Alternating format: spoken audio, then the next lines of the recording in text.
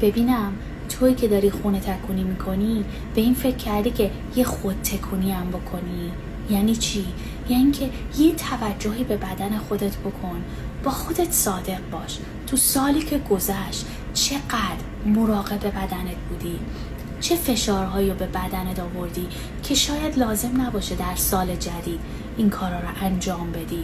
چقدر بین بدنت و احساساتت آگاهی پیدا کردی و با اونها کانکت شدی؟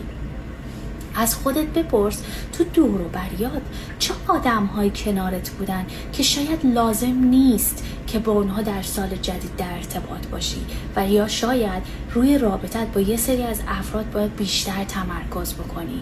از خودت سوال کن، ببین که آیا در سالی که گذشت به خودت، به احساساتت توجه کردی؟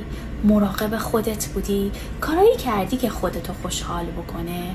آیا استرس ها یا نگرانی هایی هستن که تو باید اونها رو کنار بگذاری؟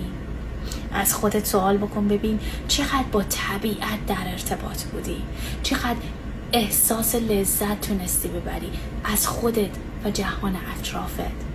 اینا سوالاییه که اگه از خودت بکنی میتونی خودتو بهتر آماده بکنی که سال جدید رو راحت تر شروع بکنی، چون یه عالمه چیزا رو باید کنار بذاری، کوله بارت خالی میشه تا سال جدید جا داشته باشی برای چیزهای خوب، احساسات خوب و اینکه چطوری تمام اینها رو پردازش کنی.